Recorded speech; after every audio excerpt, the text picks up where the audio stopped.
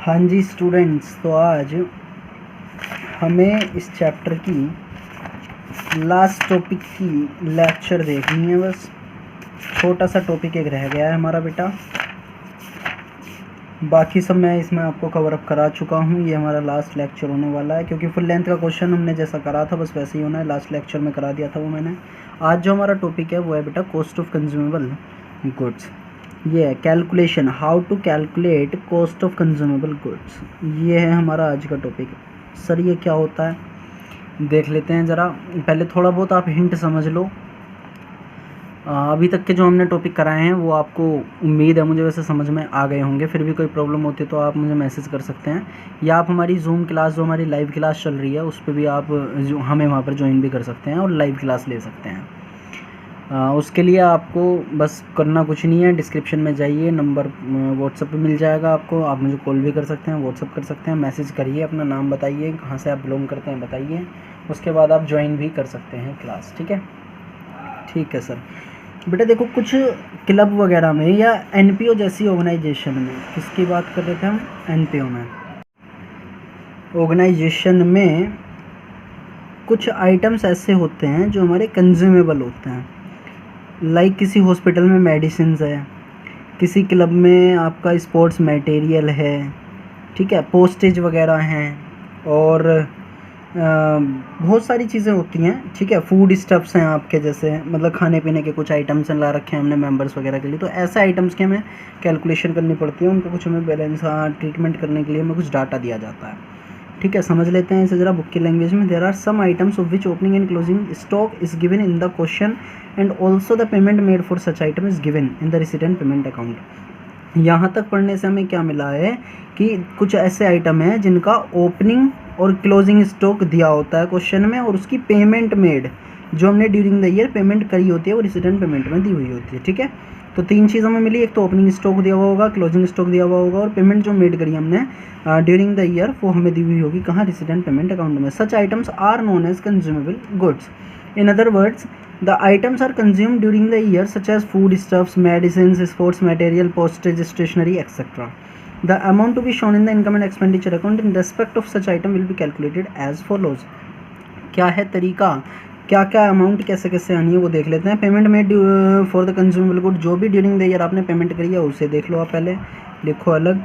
Add करना है उसमें ओपनिंग स्टॉक, लेस करना है उसमें closing stock of that particular item. ठीक है ना, किसी और चीज़ का स्टॉक नहीं बेटा, उसी आइटम का जो स्टॉक होगा वही आपको प्लस और माइनस करना है। Opening stock plus, closing stock minus, जो भी बैलेंस आएगा to be shown in the income and expenditure account.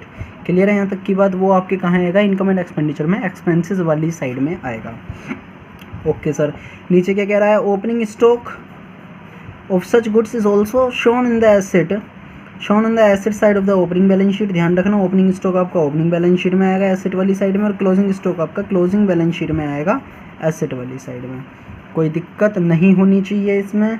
दोबारा सुन लो, कॉस्ट ऑफ कंज्यूमेबल गुड का हमें कैसे करना है ट्रीटमेंट। पेमेंट जो हमने ड्यूरिंग द ईयर वो क्या करिए, उसमें ओपनिंग स्टॉक प्लस कर दो, क्लोजिंग स्टॉक माइनस कर दो। एक अभी इसमें चीज़ हमने छोड़ी हुई है क्रेडिटर्स की। किसकी छोड़ी हुई है? क्रेडिटर्स की। बहुत सिंपल है, जब आएगा तो करा देंगे। ठीक है, कोई प्रॉब्लम नहीं है इसमें।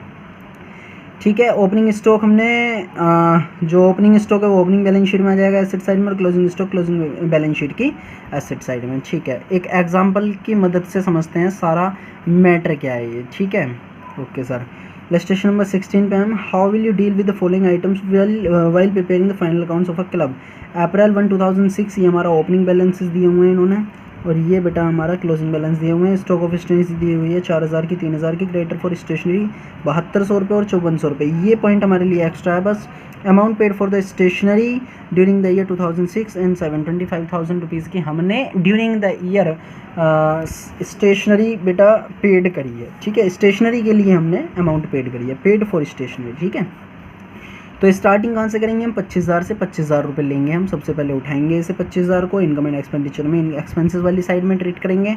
फिर उसमें प्लस कर देंगे 4,000 रुपये ओपनिंग स्टॉक के, माइनस कर देंगे 3,000 रुपये हम क्लोजिंग स्टॉक के। यहाँ तक मेरी बात समझ में आ रही होगी आपको। देखो जरा, 4,000 रुपये प्लस और 3,000 रुपये माइनस, ये ऐड और लेस। सर ये तो सबसे लास्ट का दिखा दिया आपने, पहले भी कुछ था भाई, वो क्रेडिटर्स का है ट्रीटमेंट। क्रेडिटर्स का क्या करेंगे, जैसे हम सब्सक्रिप्शन में करते थे, करंट ईयर के एंड में जो होगा, ये करंट ईयर का एंड है, करंट ईयर का बिगिनिंग है। ठीक है, या ऐसे मान लो लास्ट ईयर का एंड, करंट ईयर का एंड। तो करंट ईयर का जो एंड होता है क्रेडिटर वाला स्टेशनरी, वो आपको प्लस करना होता है और ये आपको माइनस करना होता है, ठीक है। और इसमें हमें कहीं कुछ नहीं करना है।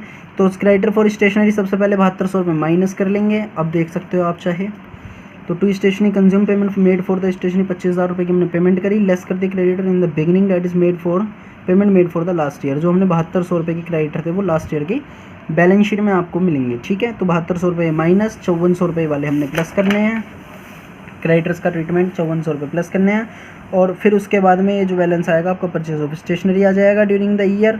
उसके बाद में आपको स्टॉक इसमें प्लस कर देना है, स्टॉक इसमें माइनस कर देना है। कौन सा स्टॉक? जो बिगिनिंग वाला होगा जिसे हम ओपनिंग कहते हैं, या स्टॉक एट द एंड जिसे हम क्लोजिंग स्टॉक कहते हैं। आंसर आपका आ जाएगा। यहाँ तक बात क्लियर है।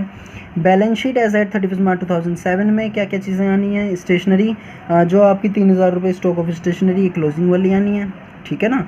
और जो करंट ईयर के एंड में क्रेडिटर थे वो यहाँ पे आने हैं। देख लो ज़रा 2017 31 मार्च 2007 बेटा 3000 रुपये स्टॉक ऑफ स्टेशनरी के वो आ गए थे एसेट साइड में, और क्रेडिटर फॉर स्टेशनरी वो आ गए थे आपके इधर की साइड, ठीक है।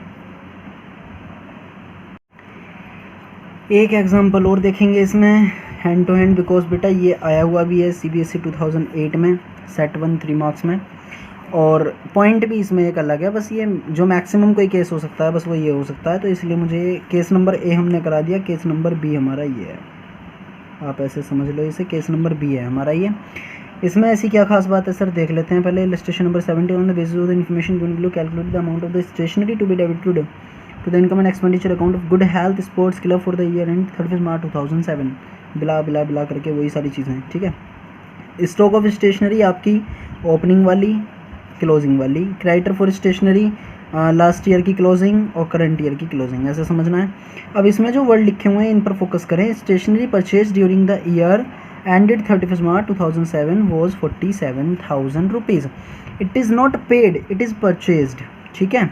यहाँ पर बात थी कि हमने अमाउंट या तो पेड करी हो या हमने परचेज करी हो, तो इट इज़ नॉट पेड, ये पेड नहीं है, ये क्या है? परचेज्ड है। तो परचेज वाली कंडीशन में क्रेडिटर्स का ट्रीटमेंट हम नहीं करेंगे, ध्यान रखना। परचेज यहाँ पर लिखा हुआ स्टेशनरी परचेज करी है जी ड्यूरिंग द ईयर, हमने 47,000 रुपये की। तो अब इसमें ये तो हमें पता नहीं है कि हमने जो ये परचेज़ करी है ये क्रेडिट है या कैश है, तो इसलिए हम क्रेडिटर्स का इसमें ट्रीटमेंट नहीं करेंगे, बस ओपनिंग और क्लोजिंग को ट्रीट करेंगे और आंसर लिख देंगे। हम ये मान करके चलते हैं कि हमने क्रेडिटर्स को इसमें लिया हुआ है, क्योंकि ये जो कैश है, ये जो 47,000 रुपये की हमने परचेज़ करी है ड्यूरिंग द ईयर, इसमें क्रेडिटर्स भी कुछ ना कुछ होंगे, ठीक है।